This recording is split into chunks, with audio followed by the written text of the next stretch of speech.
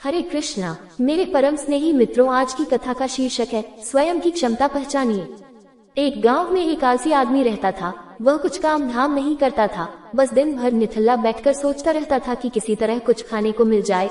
एक दिन वह यूं ही घूमते घूमते आम के एक बाग में पहुंच गया। वहां रसीले आमों से लदे कई पेड़ थे। रसीले आम देख उसके मुंह में पानी आ गया और आम तोड़ने वह एक पेड़ पर चढ़ गया।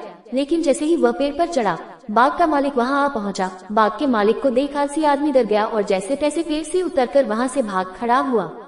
यदि अभी तक आपने अपने इस चैनल को सब्सक्राइब नहीं किया है तो अवश्य सब्सक्राइब करें, घंटी का बटन दबाएं, वीडियो को लाइक करें और शेयर करके अपना अमूल्य सहयोग एवं समय प्रदान करें। भागते भागते वह गांव में बाहर स्थित जंगल में जा पहुंचा। वह बुरी तरह से थक गया था, इसलिए एक पेड़ के नीचे बैठकर सुस्ताने लगा। तभी उसकी नजर एक लोमड़ी पर पड़ी। उस लोमड़ी की एक टांग टूटी हुई थी और वह लंगड़ा कर चल रही थी। लोमड़ी को देख आलसी आदमी सोचने लगा कि ऐसी हालत में भी इस जंगली जानवरों से भरे जंगल में ये लोमड़ी बच कैसे गई, इसका अब तक शिकार कैसे नहीं हुआ। जिज्ञासा में वह एक पेड़ पर चढ़ गया और वहां बैठकर देखने लगा कि अब इस लोमड़ी के साथ आगे क्या होगा। कुछ ही पल बीते थे कि पूरा जंगल शेर की भयंकर दहाड़ से गूंज उठा, जिसे सुनकर सारे जानवर डरकर भागने लगे। लेकिन लोमड़ी अपनी टूटी टांग के साथ भाग नहीं सकती थी, वो वहीं खड़ी रही। शेर लोमड़ी के पास आने लगा। आलसी आदमी ने सोचा कि अब शेर लोमड़ी को मारकर खा जाएगा, लेकिन आगे जो हुआ वो कुछ अजीब था। शेर लोमड़ी के पास पहुंचकर खड़ा हो गया। उसके मुंह में मांस का एक टुकड़ा था, जिसे उसने लोमड़ी के सामने गिरा दिया। लोमड़ी इत्मीनान से मांस के उस टुकड़े को खाने लगी। थोड़ी देर बाद शेर वहां से चला गया। ये घटना देख आलसी आदमी सोचने लगा कि भगवान सच में सर्वे सर्वा है।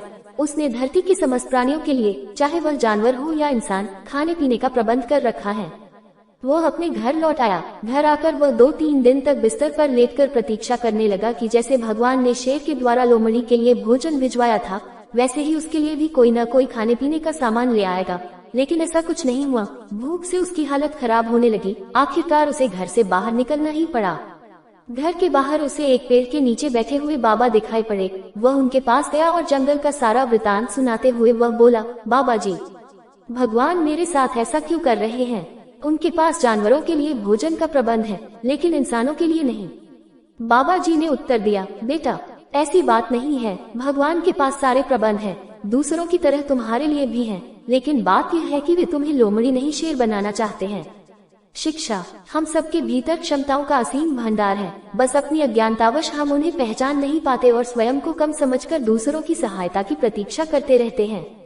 स्वयं की क्षमता पहचानिए, दूसरों की सहायता की प्रतीक्षा मत करिए। इतने सक्षम बनिए कि आप दूसरों की सहायता कर सके। सदा महामंत्र को अवश्य जपे। हरे कृष्ण कृष्ण कृष्ण हरे हरे, हरे राम